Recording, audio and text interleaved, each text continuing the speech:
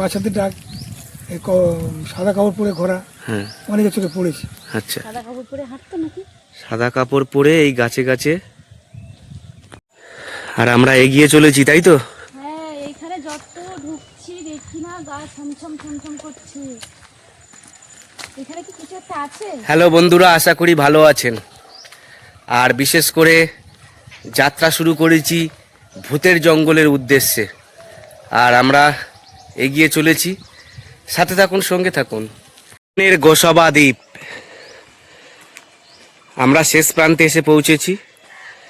আর বর্তমানে দেখতে পাচ্ছেন এই জায়গায় হোটেল হয়েছে, সোনার বাংলা হোটেল, সোনার বাংলা। এবং এই স্থানীয় জায়গায়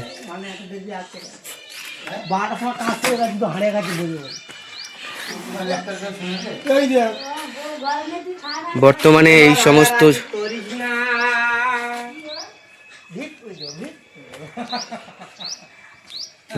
এই সমস্ত জায়গায় হোটেল হওয়ার কারণে বেশ কিছু দোকান হয়েছে। যারা দোকান করেছেন স্থানীয় সমস্ত বাসিন্দা, তাদের উপার্জনের পথও বার হয়েছে। আর বিশেষ করে আমরা সেই জঙ্গলের পথে এগিয়ে চলেছি, ভূতের জঙ্গল, যেখানে বাঘও পার হয়ে এসেছিল এবং ভূতের তাণ্ডবে গ্রামের বাসিন্দারা অনেক ভয়ের মধ্যে বসবাস করেন। ঠাকমা কেমন আছেন?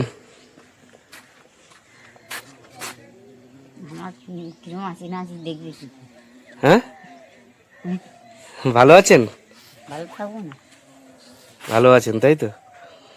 তাই এই জঙ্গলে কখনো ভূতের ডাক শুনতে পেয়েছেন? দাঁড়াও না, শুনতে পাবা। আমরা গেলে এখন শুনতে পাবো? সবসময় ডাকে কি? দিনের বেলাও ভূত ভয় দেখায়? হ্যাঁ, গিয়ে দেখো না, গাঙের মুখ খুলে নেবে, গিয়ে দেখো না। ওখানে ভয় লাগবে, তাই তো? অবশ্যই। আচ্ছা, আমরা এগিয়ে যাব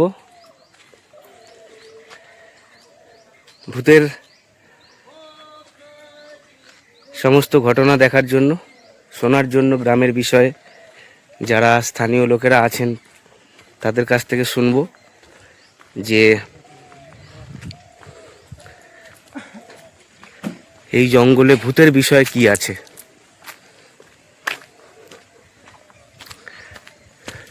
টুরিস্টদের জন্য ডাব এবং মধু, এখানে আছে সমস্ত হাতের কারুকার্য।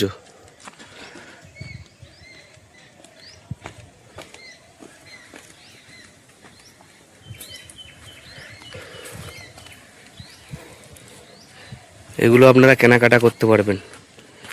বিশেষ করে আমরা এই জঙ্গলের পারিপার্শ্বিক চিত্রটাকে তুলে ধরব। দেখতে পাচ্ছেন বন্ধুরা, ছোট ছোট ডিঙি নৌকা, আর এই ছোট ছোট ডিঙি নৌকাতেই স্থানীয় বাসিন্দারা তারা এই নদীতে মাছ ধরে। এবং দুলকি জেটি ঘাট বর্তমানে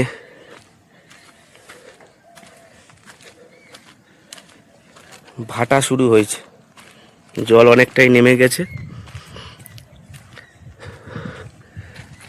আপনাদেরকে দেখাতে চাইছি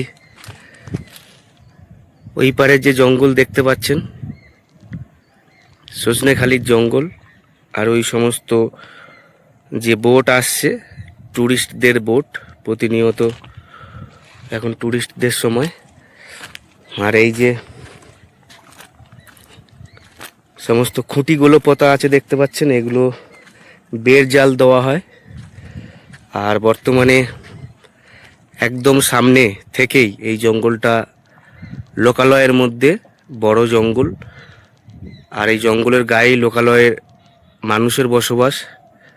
আর এই জঙ্গলের ভেতরের কিছু কাহিনী, ঘটনা যা আজকে আমরা তুলে ধরব। ভয়ঙ্কর সমস্ত ঘটনা যা স্থানীয় বাসিন্দারা তারা প্রতিনিয়ত এখানে ভয়ের মধ্যে বসবাস করতে হয়।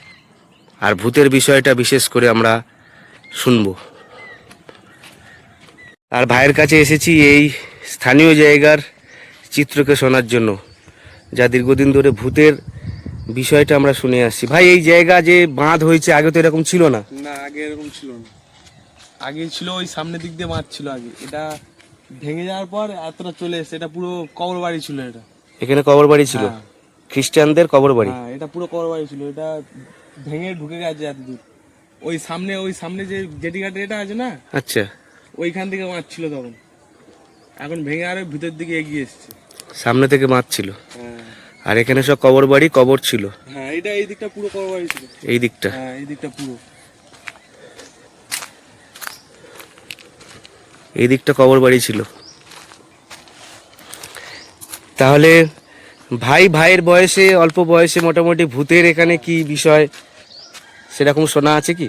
না, ভূতের বিষয় বলতে এখানে তো লোকজন যায় সবসময় রাতের বেলা, জাল ফেলতে যায়, এ করতে যায়। তাদের কাছ থেকে শোনা যাবে ভালো করে আর কি। তারা জঙ্গলের ভেতরে যায় জাল ফেলতে। আচ্ছা, তাদের কাছ থেকে মাছ ধরতে যায়। তাদের সাথে কি হয় না হয়, কোথায় কি আওয়াজ হয় না হয়, তারাই ভালো বলতে পারবে। তারাই ভালো বলতে পারবে। হ্যাঁ, যারা মাছ ধরতে যায় আর কি রাতের বেলা করে। আচ্ছা, আর বিশেষ করে আমরা আরেকজনকে পেয়েছি এই দ্বীপের মধ্যে বয়োজ্যেষ্ঠ এবং একজন জ্ঞানী এবং মানি একজন ব্যক্তি। জেঠু, কেমন আছেন? ভালো আছে। আপনার পরিচয় এবং আপনি যে বর্তমানে কাজের মধ্যে আছে একটু বলবেন। আগে তো খালি চাষবাস করতাম, খেতাম, ঘুরতাম, আচ্ছা। তাস খেলা করতাম, সময়টা কাটতো। হুম হুম, তো ছেলে চিন্তা করে দেখলো যে একটু পাশে বড় একটা লজ, হ্যাঁ একটা ছোট স্টল যদি দেওয়া যায়, হ্যাঁ সময়টা কাটলো। হ্যাঁ, আর মানুষের কথা বলে একটু ফ্রি হলো, এগুলো হ্যাঁ। 2 পয়সা ইনকাম হলো। ঠিক। এইভাবে কয়েকটা বছর চলছে আর কি। আচ্ছা, তো এখন মোটামুটি হচ্ছে। লোকজন এলে হয়, না তো লোকজন না থাকলে হয় না। আচ্ছা। তো আমি ভাইয়ের কাছ থেকে শুনছিলাম এখানে কবর বাড়ি ছিল। এই বিষয়টা একটু বলুন, সাথে এই জঙ্গলে যে ভূতের বিষয়টা কীরকম জ্বালাতন করতো, কীরকম গ্রাম প্রতিবাসীরা ভয়ে থাকতো, একটু শুনতে চাইছি। করবাড়ি বলতে এটা সেনাই চার্চের করবাড়ি ছিল, আচ্ছা প্রায় 3 বিঘে জায়গা। আচ্ছা, আয়লার বাঁধ ক্ষতি হয়ে যাওয়ার পর হ্যাঁ, করবাড়ি 3 ভাগ চলে গেছে নদী গর্ভে। আচ্ছা সামান্য অল্প আছে, বোধহয় কাটা 2-3 জায়গা আছে। আচ্ছা তা তো এখন কবর টবর দেওয়া হয় না, বিড়াল দেওয়া হয় না, আচ্ছা, এইভাবে পড়ে আছে। তো আগামী দিনে যে মানুষের এই কবরস্থান দরকার, ভিতরে একটা কবরস্থান ছিল আগে, হ্যাঁ, যা মানে জঙ্গল পত্তনে ছিল, হুম সেইটা এখন ব্যবহার করা হচ্ছে। হুম, তো আমাদের বিষমশায়ের কাছে আবেদন করা হয়েছে, উনি কবরের জন্য জায়গা ব্যবস্থা করে দেবে, হুম, সেরকম আশ্বাস দিয়েছেন। আচ্ছা। আর এই যে জায়গাটা আগে তো এতটা জঙ্গল ছিল না, ঘন জঙ্গল হয়ে গিয়েছে। তখনকার সময়ে যে নাকি জঙ্গল থেকে বাচ্চা কাঁদতো এবং আওয়াজ করতো এবং সাদা কাপড় পরে নাকি ঘুরে বেড়াতো, এই সমস্ত বিষয়গুলোকে তো একটু আমি শুনতে যতদূর চাইছি। জানি সেটা হচ্ছে, হুম, তখন লোক বসতি কম ছিল। হ্যাঁ আর তখন লোক যে নদীর বাঁধ করে হাঁটতো, সে রাতে বা দিনে হ্যাঁ। খুব কম হতো, কম, কম কম লোক আসতো। আচ্ছা, সে মতো অবস্থায় কিছু লোক শয়তানি ছিল। আর এখানে মানুষ মরে যেতে কিছু পরজাতি মানুষ যারা ছিল, হুম হুম, তার নির্দিষ্ট জায়গা তো শ্মশান ছিল না, আচ্ছা যেখানে সেখানে তারা দাহ করতো, আচ্ছা, মানুষকে কবর দিত। হতে পারে মন্দ আতা হতে পারে। হ্যাঁ এরকম শোনা গেছে যে বাচ্চাদের ডাক, সাদা কাপড় পরে ঘোরা হ্যাঁ, অনেকের চোখে পড়েছে। আচ্ছা। কিন্তু এখন লোকের জনবসতি যেন বেশি হচ্ছে, সেসবগুলো দেখা যাচ্ছে না। সেই জন্য আর বর্তমানে এই সময়ে এখন না, কোনো কিছু এখন কোনো কিছুই এখন না, কোনো শব্দ বা কিছুই নয়। শব্দ শোনা এখন যাচ্ছে। এই যে মিন হলে হুম, সেই সময়টা রাতের দিনের লোক হামেশাই এখানে থাকতো, আচ্ছা, নদীতে, এই জঙ্গলে কখন জোয়ার হবে, কখন ভাটা হবে অপেক্ষা থাকতো মাছ ধরার জন্য। সেই দিনটা আর এখন দিনটা অনেক ফেরা হয়ে গেছে। এখন কোনো শব্দ নেই, আর ভূতের কোনো বালাই নেই। হ্যাঁ, এখন জনবসতির ঘনত্ব বেড়েছে হ্যাঁ হ্যাঁ, এবং ভয় আগের থেকে কমে গেছে। অনেক অনেক। তবে একসময় বাচ্চাদের কান্নার ডাক শোনা যেত, সাদা কাপড় পরে ঘুরতো, গাছে গাছে নাকি সাদা কাপড় পরে লাফাতো। শোনা গেছে, কিন্তু আমাদের চোখে আপনাদের চোখে পড়েনি চোখে, এগুলো সব শোনা কথা শোনা গেছে। এবং আমরাও শুনেছি। আর এই মুহূর্তে যে জঙ্গলে এই সমস্ত ঘটনা ঘটেছে বা যে গাছগুলোতে বড় বড় গাছের মধ্যে এরকম ভূত ভয় দেখাতো, সেই দিকে আমরা এগিয়ে চলবো বন্ধুরা। আপনাদেরকে দেখাবো এই জঙ্গলের ভেতরে সেই সমস্ত ভয়ঙ্কর জায়গা। আমরা যত এগিয়ে চলেছি গা ছমছম করছে, তাই তো? হ্যাঁ, একদম ছমছম করছে, মনে হচ্ছে কিছু একটা আছে এই জঙ্গলে।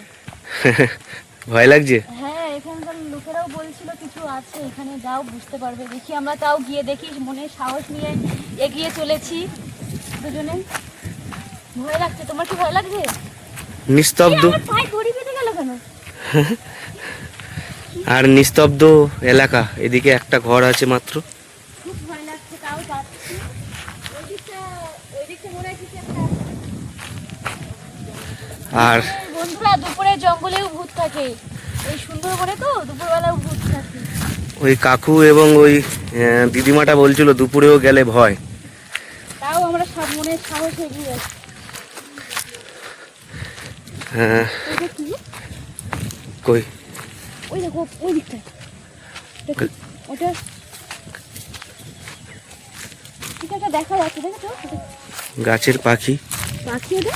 গাছের উপরে আরো ভিতরে ঘন জঙ্গল। ভয় লাগছে, আমি আর যাবো না, আমি আর যাবো না। দেখো কি একটা শুয়ে আছে রাস্তা। ওই আর যে নাকি ওটা পাখি, দেখো একটা শুয়ে আছে।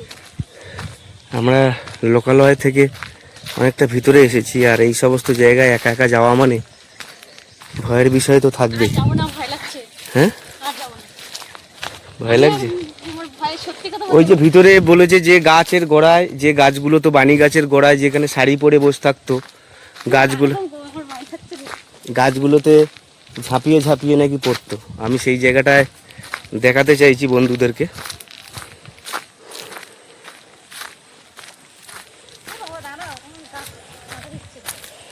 আর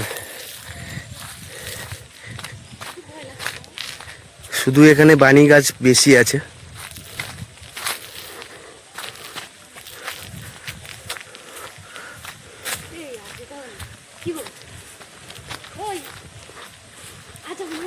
হ্যাঁ, এইখানটা এই মাথায় বলেছিল, এই পুকুরের মাথায় এই বানি গাছগুলোতে, হ্যাঁ হ্যাঁ, এই গাছগুলোতে। এইখানটায় যে মোটা বানি গাছ বলছিল, আপনাদের দেখাচ্ছি দেখুন। এই যে বানি গাছ, সাদা কাপড় পরে হাঁটতো নাকি, সাদা কাপড় পরে এই গাছে গাছে ঘুরে ঘুরে বেড়াতো। ঘুরে ঘুরে বেড়াতো, বাচ্চাদের মতো ডাকতো। এই সমস্ত বানি গাছ, ভেতরের দিকে আরো মোটা মোটা বানি গাছ আছে। আর এই সেই জায়গা, আরো ওইদিকে ঘন জঙ্গল আছে। কিন্তু আমাদের গা ছমছম করছে, আমরা আর যেতে পারছি না। আর দুপুরের সময় নাকি ভয় লাগে, তবে বর্তমানে কোনো ভয়ের কারণ নেই। আমি বন্ধুরা আপনাদেরকে দেখালাম এই সেই বানি গাছটা, যেখানে কিনা ভূতের জন্য সকলে ভয় পেত, বাচ্চাদের মতো কাঁদতো, সাদা কাপড় পরে এ গাছ থেকে ওই গাছে ভয় দেখাতো। এই জঙ্গলটা দেখলেও ভয় লাগে। এবং নিস্তব্ধ এলাকায় এই জঙ্গলও ভয়ের কারণ বর্তমানে। আজকের ছিল এইটুকু ভিডিওতে, আর সাথে থাকার জন্য, পাশে থাকার জন্য সকলকে ধন্যবাদ জানাই। ভূতের জঙ্গল, সুন্দরবনের জঙ্গল।